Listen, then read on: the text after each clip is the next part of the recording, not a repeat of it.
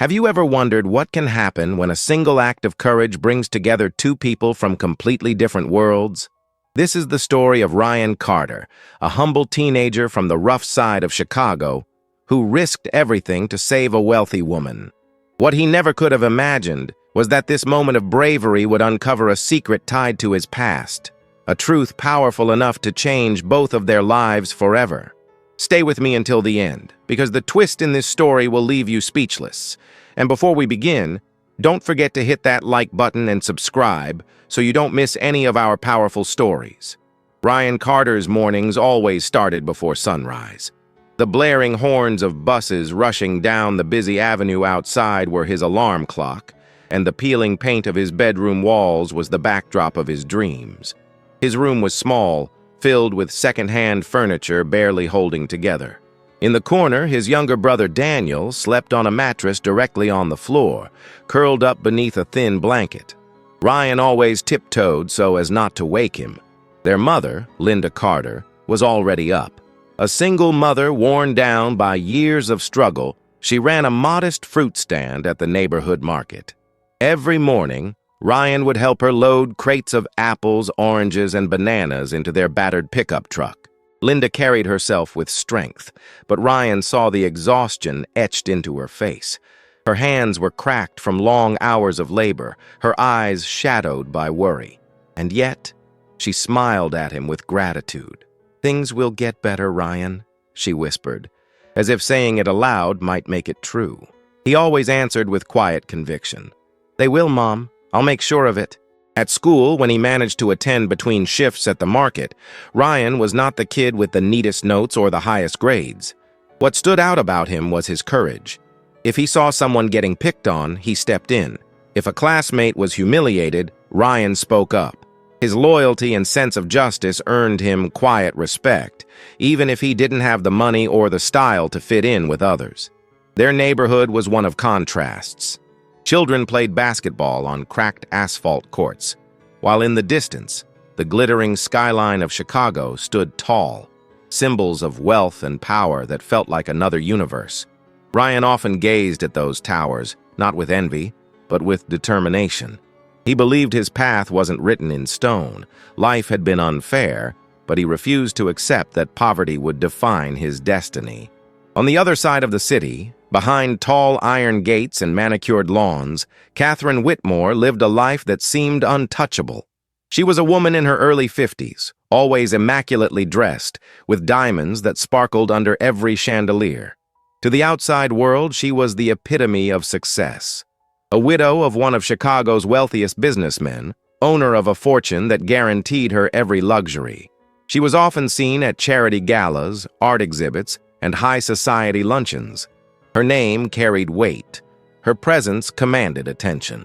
But behind the golden gates of her mansion, Catherine's life was emptier than it looked. She was lonely, haunted by choices made decades earlier, and by secrets hidden in boxes of old letters and photographs she kept locked away. Each day, she wore a flawless smile in public, but at night she stared at her reflection in the mirror and felt only regret. For Catherine, every laugh at a gala was rehearsed. Every toast was a mask. The truth she hid was one she feared could destroy her reputation, unravel her carefully curated image, and remind her of a past she'd worked tirelessly to bury. Still, deep down, she knew the day would come when those secrets would resurface. She just never expected that the catalyst would be a boy from a world so far removed from hers. It all began on a hectic afternoon in downtown Chicago. Ryan had just finished making deliveries for the fruit stand and was walking home, a grocery bag with bread and milk tucked under his arm. He was tired, but his pace was steady, his mind already on the homework he needed to catch up on later. Then, a scream pierced the noise of traffic. He turned sharply and saw, across the avenue, a woman stepping into the street, distracted by her phone, unaware of the car speeding toward her. Horns blared, brakes screeched, but she froze, paralyzed in the middle of the lane. Ryan didn't think. He ran. Dropping the groceries, he darted through the traffic, his heart pounding as the world blurred around him. At the last second, he grabbed the woman's arm and yanked her backward, both of them tumbling hard onto the curb. The car missed them by inches, its tires shrieking as it sped past. Gasps filled the air. Pedestrians shouted in shock, some rushing to help, but for a moment everything went silent between Ryan and the woman he had just saved. Her hair was perfectly styled, her necklace glittered in the sunlight, her designer dress starkly out of place beside Ryan's worn-out t-shirt. She was Catherine Whitmore. Her breath came in ragged gasps, her eyes wide with fear and disbelief. Ryan still had his hand on her arm, steadying her. "Are you okay?" he asked, his voice calm despite the adrenaline coursing through him. She nodded, but no words came. For someone accustomed to control, the feeling of being so vulnerable and being saved by a stranger shook her to her core. For the rest of the crowd, it was a scene that would fade by nightfall. For Catherine, it was unforgettable. And for Ryan, it was the beginning of a story that would tie him to a past he never knew. That evening, as he returned home empty-handed, his bread and milk still lying forgotten on the street, Ryan brushed off the incident as nothing more than instinct. Anyone would have done the same, he muttered to himself, but deep down he sensed it wasn't true. And for Catherine, sitting in her penthouse that night, the memory of the boy's steady eyes lingered. They reminded her of something, or rather of someone she thought she had left behind. "Tell me, if you were Ryan, would you risk your life for a stranger without a second thought? Drop your answer in the comments, and don't forget to like this video and subscribe, because what happens next will turn this story upside down." The following days passed like any other for Ryan Carter. He helped his mom at the fruit stand, kept an eye on his younger brother Daniel, and tried to squeeze in whatever schoolwork he could manage. Yet every so often his mind replayed that moment on the street, the screeching brakes, the grip on her arm, the terrified eyes of the woman he'd pulled to safety. He didn't know her name then, didn't know who she was. To him, she had been just another stranger caught in the chaos of the city. But for Catherine Whitmore, forgetting was impossible. She couldn't stop seeing his face, the sharp determination in his expression, the way he acted without hesitation, the steadiness of his voice when he asked if she was okay. In her life, people had always rushed to help her for recognition, for money, for power. But this boy, he didn't even know who she was.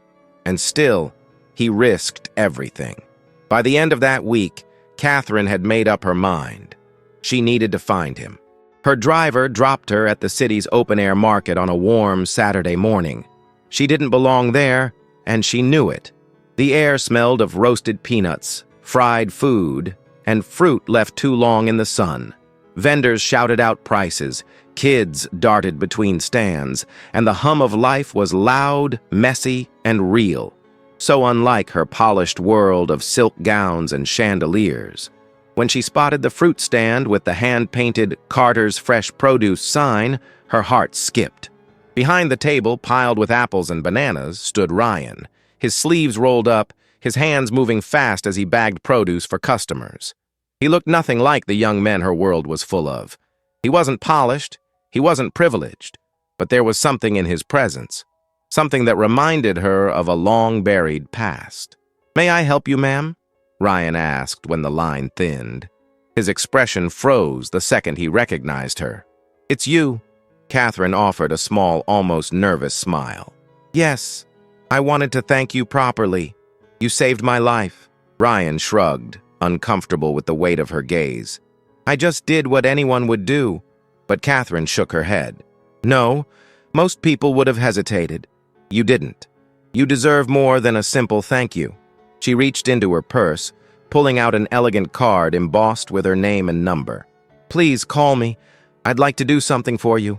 Ryan looked at the card like it was made of glass, fragile and out of place in his rough hands. He wanted to refuse, to tell her that he didn't need anything. But when he caught the hopeful expression in her eyes, something almost pleading, he tucked it into his pocket without a word. That night, Catherine's number burned in his mind. What could a woman like her possibly want from him? Days later, she answered that question herself. Catherine showed up at his doorstep, much to the shock of Linda Carter. The wealthy woman stood awkwardly in their modest living room, the crystal brooch on her jacket gleaming under the dim yellow light. "I know this may seem unusual," she began, "but I owe your son a debt. I'd like to offer him an opportunity." Linda's brow furrowed. "What kind of opportunity?" Catherine smiled softly. "I'm hosting a charity dinner next week. I'd like Ryan to come as my guest." Ryan's stomach dropped. The thought of stepping into her glittering world was almost unbearable. He wanted to say no, but Linda touched his arm and whispered, "It's a chance, Ryan. Don't shut it down so quickly." Reluctantly, he agreed. The night of the gala arrived faster than he expected. A package had come earlier that week, an elegant but simple suit Catherine had picked out for him. Slipping it on, Ryan barely recognized himself in the cracked mirror above their sink.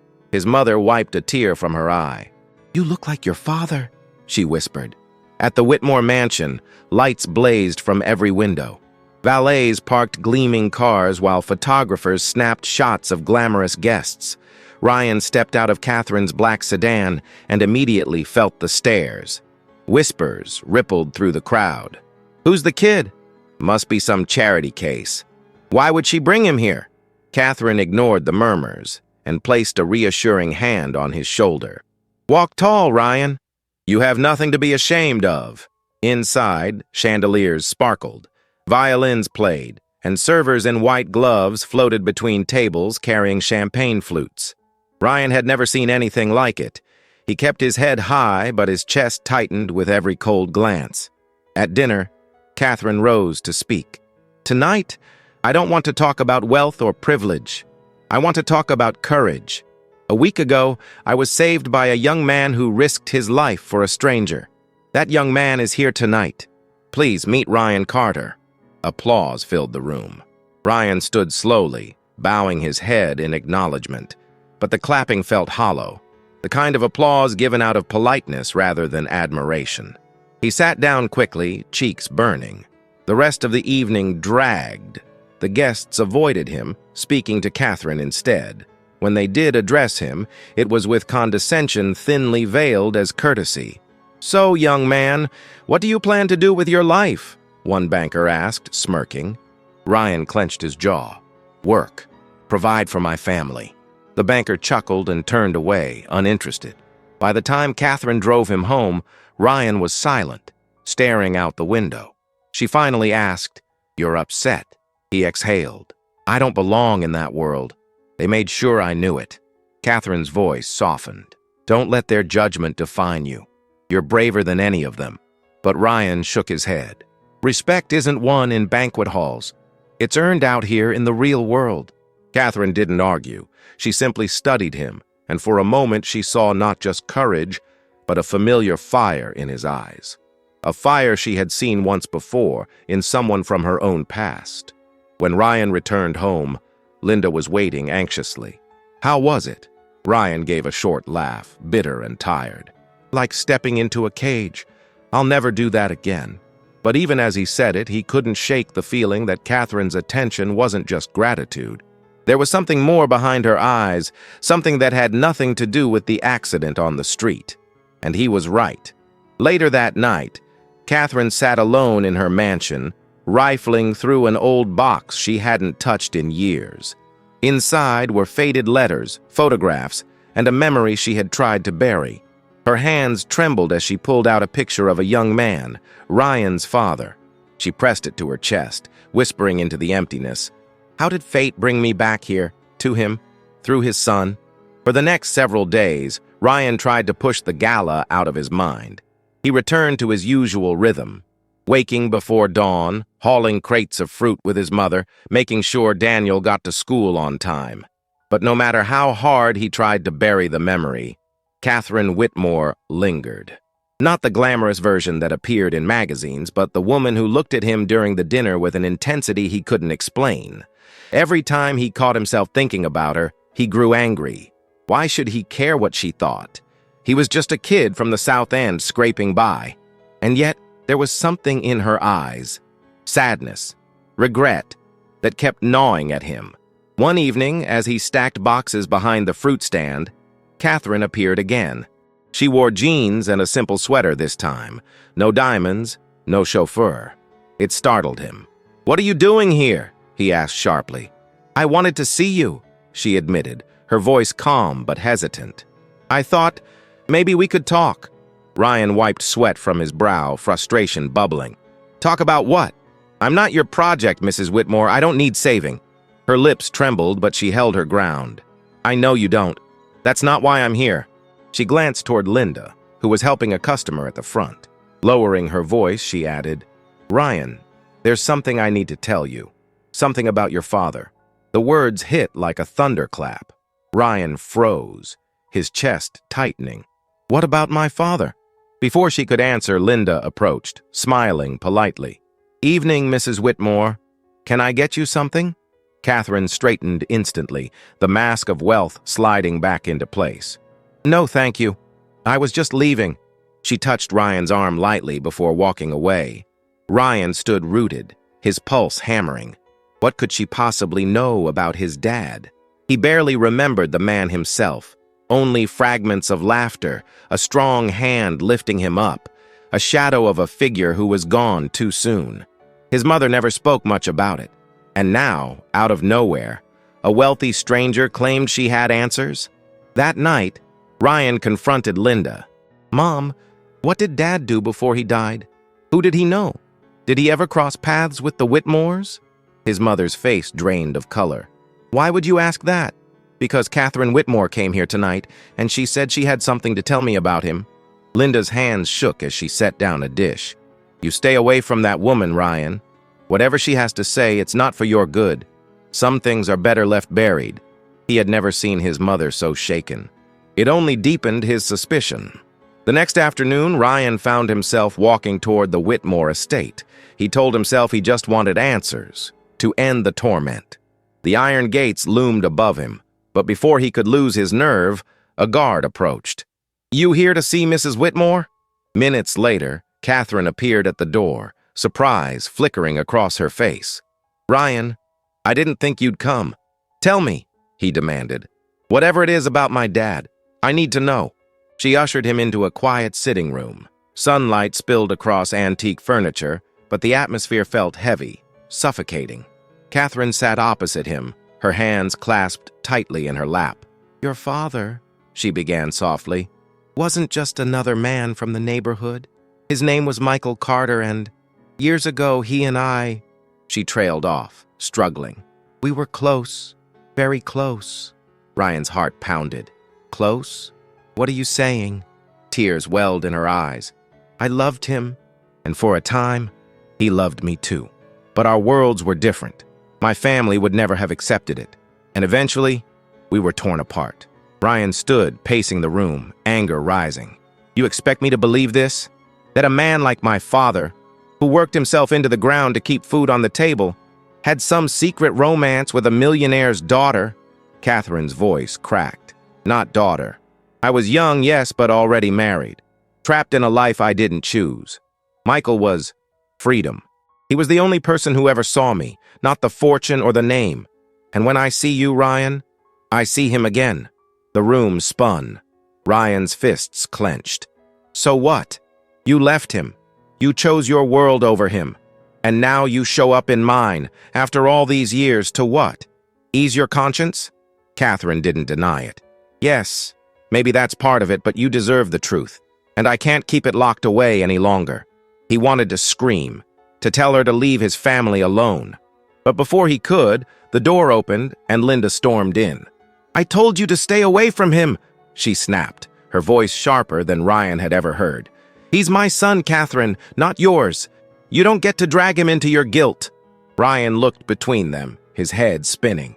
"What's going on? Mom, you knew." Linda's eyes filled with tears. "I knew she'd come eventually. I prayed she wouldn't. Ryan, your father made choices. Choices I've had to protect you from. You think I wanted you growing up without answers? But what good would the truth do? It would only hurt." "More than lies," Ryan shot back, his voice trembling. The silence in that room was unbearable. Catherine bowed her head, ashamed, while Linda's shoulders sagged under years of secrets. And Ryan, caught between them, felt the ground crumble beneath his feet. That night, he walked the streets aimlessly, the city lights blurring through tears he didn't want to shed. He thought about his father, about the fragments of memory that now seemed twisted by betrayal. He thought about his mother, carrying the burden of silence. And he thought about Catherine, wealthy and untouchable, yet broken by a love she claimed had once been real. The questions were endless. Had his father loved her more? Had his mother always known? And most of all, what did it make him? A boy who now felt caught between two worlds, neither of which he had chosen. Back at the Carter home, Linda sat awake, staring at an old photograph of Michael. "I kept him safe, Mike," she whispered. "I kept our boy safe. But how much longer can I keep the truth from crushing him?" And across town, in the vast Whitmore estate, Catherine sat alone in her darkened bedroom, clutching a letter she had once written but never sent. A letter to Michael, telling him she would always love him, even if the world never allowed it. She pressed the paper to her lips, her tears soaking into the ink. "He deserves to know," she whispered into the silence, "even if it costs me everything." Ryan, meanwhile, sat on the edge of his bed, staring at his father's photo. His voice cracked as he whispered, "Dad, what did you do? And what do I do now?" He didn't know it yet, but the answers were closer than he imagined, and they would shatter everything he thought he knew about family, loyalty, and love. The days after Catherine's confession were heavy for Ryan. The air at home felt thick, charged with words unsaid. Linda tried to keep things normal, cooking dinner, folding laundry, humming old songs, but her eyes betrayed her, glistening every time Ryan looked at her too long. He avoided her gaze. At the fruit stand, neighbors asked why he seemed so distracted. He brushed them off. How could he explain the storm raging inside him? That the father he had idolized wasn't only the hard-working man from old photos, but also part of a forbidden story that linked him to a woman from a world far beyond his own. Ryan wanted to bury it all, to pretend none of it mattered, but deep down he knew he couldn't. The truth had been planted in him, and no matter how painful, it was growing roots. One night, as rain hammered the tin roof of their small house, Ryan confronted his mother again. "Why didn't you ever tell me?" His voice trembled between anger and heartbreak. Linda dropped the dish she was drying, shattering it on the floor. "Because I didn't want you to carry his mistakes." She knelt, collecting shards with shaking hands. "Michael was a good man, Ryan. He loved you. He loved us. But before me, there was her." "You mean Catherine?" he said bitterly. Linda nodded, tears slipping down her cheeks. "I knew about it when I married him. He told me everything. But he also told me he chose us. He walked away from her world. He wanted a family, not fortune." Ryan's throat tightened. "Then why does she look at me like I'm hers too?" Linda hesitated, then whispered, "Because a part of you is his, and a part of him always belonged to her." The words hit him like a punch. He stormed out into the rain, running with no direction, until he found himself in front of the Whitmore estate again. Against his better judgment, he pounded on the massive door. Catherine opened it herself, wearing a robe, her hair undone. She looked smaller without the armor of diamonds and silk. "Ryan, stop playing games," he snapped. "I need the whole truth. Did you love my father? Or is this just guilt after all these years?" Her eyes filled with tears. "Both," she admitted.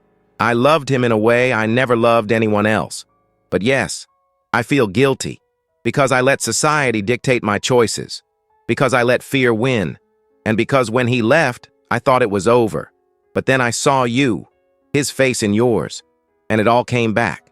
Ryan shook his head, pacing the marble floor. "Do you know what this is doing to me? You're tearing apart everything I thought I knew about my family." Catherine stepped closer, her voice trembling. "I don't want to take anything from you, Ryan. I don't want to steal you from your mother. I just want you to know your father wasn't only a man of sacrifice. He was also a man of passion, and he loved in ways that scared even me." Ryan's chest ached. He wanted to hate her, but instead, He saw the raw truth in her face, and it broke him further. The following week, the Whitmores hosted another gala. Whispers about Catherine's odd fascination with the boy from the South End had begun to spread. Reporters speculated, the elite sneered, and Catherine, exhausted from years of pretense, made a decision that would change everything. When she stood on stage to deliver her usual speech about philanthropy, she paused, her eyes scanning the glittering crowd. Then she said, "Tonight, I won't talk about charities or wealth. Tonight, I want to talk about truth." The room buzzed uneasily. Many years ago, I loved a man outside of this world. His name was Michael Carter. He gave me hope when I felt trapped. Society tore us apart, but he remained in my heart. That man's son saved my life weeks ago. His name is Ryan Carter, and I will not let the world pretend he is anything less than extraordinary. Gasps filled the room. Some scoffed, others whispered furiously. But Catherine stood tall, her hands steady at the podium. "I have spent my life wearing masks. Tonight I take them off. If that means losing my place among you, so be it. I will not deny the truth any longer." Ryan, who had come only because she begged him to attend, stood frozen at the back of the room. His cheeks burned as all eyes turned to him. But for the first time, he didn't feel shame. He felt seen. Afterward, the backlash was immediate. Headlines screamed of scandal, of Catherine Whitmore's confession. The elite distanced themselves, invitations were rescinded, board seats questioned. But in her eyes there was peace, a freedom she hadn't felt in decades. For Ryan, the days that followed were complicated. Some neighbors praised him, others muttered about trouble. At school, whispers trailed him down the hall. But when he looked in the mirror, he no longer saw just a poor boy with calloused hands. He saw his father's legacy and the courage to face it. One afternoon, Catherine visited the fruit stand again. This time, Linda didn't bristle. She met her halfway, the two women standing in tense silence until Linda finally said, "You told him." "Yes," Catherine admitted, "and I'll carry whatever blame you want to give me, but I won't apologize for giving him the truth." Linda's eyes softened, tired. "I don't hate you, Catherine. I just wish the past hadn't followed us here." Catherine reached for her hand. Maybe it didn't follow us. Maybe it led us. The two women stood together for the first time, bound not by rivalry, but by love for the same man and for the boy who carried his memory. That evening, Ryan returned home to find his mother waiting at the kitchen table with old photo albums spread before her. "It's time you saw everything," she said softly. Together, they flipped through images of Michael, laughing, working, holding Ryan as a baby. For the first time, Linda spoke openly about the man he was, the flaws, the sacrifices, the dreams. Tears blurred Ryan's vision, but his heart felt lighter. He no longer needed to choose between love for his mother and curiosity about Catherine's truth. He could hold both. Weeks later, Ryan visited his father's grave. He stood silently, the wind carrying the scent of cut grass. "I know now," he whispered. "About her, about you, about all of it. And I'm not ashamed." He placed a single sunflower on the headstone, the same flower his father once taught him to grow. Behind him, footsteps approached. Catherine. She didn't speak, only stood a respectful distance away, her eyes glistening. Ryan gave a small nod. It was enough. As the sun dipped low, Ryan finally understood. His life wasn't defined by secrets, wealth, or shame. It was defined by the courage to face the truth, to carry both pain and pride, and to walk forward stronger than before. And if you've followed this story until the end, take a moment to think. Would you have the strength to face a truth that could shatter everything you believed? If this journey moved you, leave a like, subscribe, and share it. Because sometimes the truth isn't the end of a story, it's the beginning.